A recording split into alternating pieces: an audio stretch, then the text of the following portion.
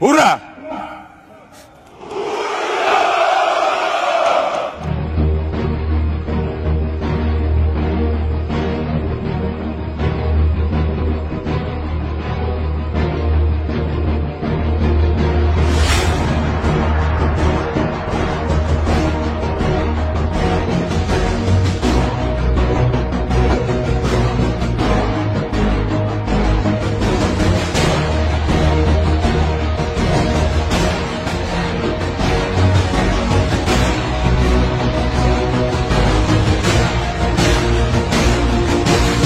Mayat bergelimpangan usai rudal pasukan Rusia hantam menara tower televisi di Kiev.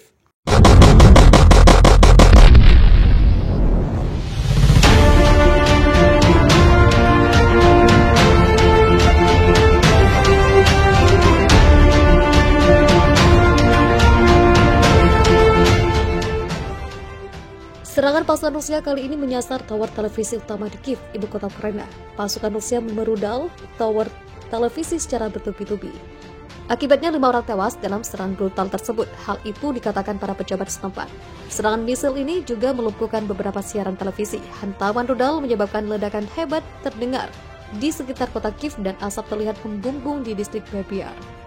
Menurut layanan darurat Kiev, 5 orang lainnya terluka akibat serangan tersebut.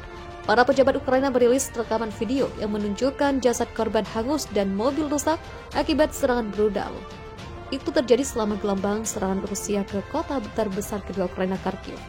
Kepada dunia, apa gunanya mengatakan tidak pernah lagi selama 80 tahun jika dunia tetap diam ketika sebuah bom dijatuhkan di situs yang sama di Babiar, kata Presiden Ukraina Volodymyr Zelensky dalam sebuah tweet seperti dilansir AFP pada Rabu 2 Maret. Sekali lagi, orang-orang barbar ini membunuh para korban Holocaust. Menara atau tower televisi itu berbasis di dekat jurang Babiar, di mana lebih dari 30.000 orang dibantai oleh Nazi selama Perang Dunia II. Tragedi Holocaust itu ditandai dengan patung peringatan dan lokasinya menjadi situs berziarah bagi banyak orang-orang Yahudi. Wali kota Kiev, Vitaly Klitschko, mengatakan serangan itu merusak gardu transformator menara yang menyediakan listrik serta beberapa perangkat kerasnya. Kementerian Dalam Negeri mengatakan bahwa sistem cadangan akan dioperasikan untuk memulihkan operasional. Sebagian besar saluran televisi Ukraina masih berfungsi normal sekitar 1 jam setelah serangan. Sebelumnya, seorang juru bicara Kementerian Pertahanan Rusia mengatakan bahwa pasukan Moskow akan menyerang infrastruktur teknologi di Kiev untuk menekan serangan informasi terhadap Rusia, katanya. Perang Rusia versus Ukraina telah menginjak hari ke-7. Operasi militer terus dilangsungkan pasukan Rusia dalam invasinya ke Ukraina. Pada Rabu 2 Maret 2022, Rusia mengklaim telah menguasai Kherson, kota pelabuhan di selatan negara. Sementara serangan roket menghantam gedung di Kharkiv, menimbulkan 21 orang tewas dan 112 terluka. Ini rangkumannya berdasarkan kabar terbaru dari BBC. Yang pertama, Timur Laut Kharkiv. Pasukan terjun payung Rusia telah mendarat dan berjuang untuk menguasai kota. Menurut militer Ukraina, ada laporan bahwa serangan roket telah menghantam gedung Departemen Kepolisian Regional dan bagian dari Universitas Krazin. Setidaknya 21 orang tewas dan 112 terluka dalam penembakan, menurut wali kota. Kharkiv adalah kota terpadat kedua di Ukraina, hanya berjarak 30 mil dari perbatasan dan sebagian besar berbahasa Rusia. Yang kedua, Kherson dikuasai. Pasukan militer Rusia menyebar di selatan Ukraina. Kementerian Pertahanan Rusia mengklaim telah merebut kota Kherson di selatan. Wali kota mengatakan kota itu masih di bawah kendali Ukraina, tetapi pemerintah setempat mengatakan Kherson benar-benar dikepung oleh pasukan Rusia.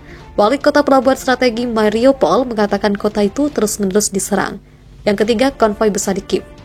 Konvoi besar kendaraan lapis baja Rusia berjarak sekitar 15 mil dari Kiev ke ibu kota Ukraina. Rudal Rusia menargetkan menara TV di kota itu pada hari Selasa. Dari serangan itu telah menewaskan 5 orang dan menyebabkan 5 lainnya terluka. Dampaknya, siaran TV setempat sempat terganggu. Sejumlah fakta berhasil dirangkum pada hari ke-7 invasi Rusia ke Ukraina pada Rabu 2 Maret. Dilansir dari Guardian, setidaknya ada 13 hal yang terjadi hari ini terkait invasi Rusia ke Ukraina. Berikut sejumlah peristiwa yang terjadi. Kiev dan kota-kota lain di Ukraina dibombardir pada Rabu 2 Maret dini hari ketika militer Rusia meningkatkan serangannya dan memindahkan pasukan lebih dekat ke ibu kota. 4 orang tewas setelah rumah-rumah warga sipil di kota Zhytomyr di sebelah barat Kiev terkena rudal jelajah yang ditujukan ke pangkalan udara terdekat. Hal itu dikatakan Anton Gerasenko, penasihat Menteri Dalam Negeri, lewat saluran telegramnya. Pasukan terjun payung Rusia mendarat di Kharkiv sekitar pukul 3.00 waktu setempat pada Rabu 2 Maret. Hal tersebut dikonfirmasi kepada keamanan Ukraina setelah gempuran luar biasa yang menewaskan sedikitnya 11 orang pada Selasa 1 Maret. Sebuah video menunjukkan bangunan tempat tinggal hancur dan pohon serta tiang listrik tumbang setelah aksi pemboman. Pertempuran sengit juga dilaporkan terjadi di Kherson, sebuah kota di Laut Hitam di Ukraina Selatan, di mana wali kota mengatakan pasukan Rusia telah menguasai stasiun kereta api dan pelabuhan pada Rabu dini hari.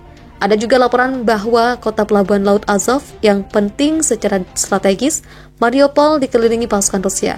Ribuan warga Ukraina berusaha meninggalkan Kiev. Koresponden Guardia di Kiev melaporkan ketika Kementerian Pertahanan Rusia memperingatkan warga untuk pergi karena berencana akan menyerang target di ibu kota Ukraina.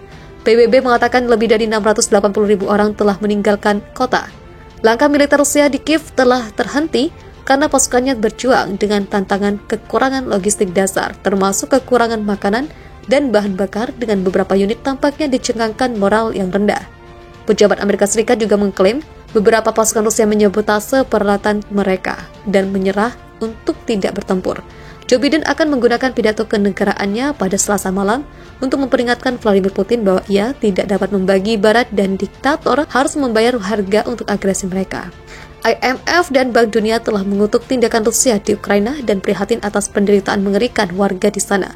Organisasi-organisasi itu menjanjikan paket dukungan $3 miliar Amerika Serikat untuk negara itu. Apple mengatakan akan menghentikan semua penjualan produk di Rusia, mengindahkan permintaan dari pejabat Ukraina untuk mengambil tindakan terhadap negara itu sebagai tanggapan atas invasinya. Boeing menghentikan operasionalnya di Moskow serta suku cadang, pemeliharaan, dan layanan dukungan teknis untuk maskapai Rusia. Ford dan produsen mobil Inggris Jaguar Land Rover juga telah menangguhkan operasionalnya bersama dengan Nike. Amerika Serikat dan 30 negara telah sepakat untuk melepaskan 60 juta barel minyak dari cadangan strategi mereka untuk menstabilkan pasar energi global. Departemen Energi Amerika Serikat mengatakan hal itu pada hari Selasa karena harga minyak melonjak ke level tertinggi dalam 7 tahun terakhir. Itu terjadi setelah minyak mentah Brent naik 7% pada hari Selasa menjadi $104,97 per barel. Nilai tukar rubel Rusia kembali jatuh di awal perdagangan Rabu mencapai 109,2 terhadap dolar. Saham di Wall Street mengalami kerugian di tengah kegelisahan atas Ukraina.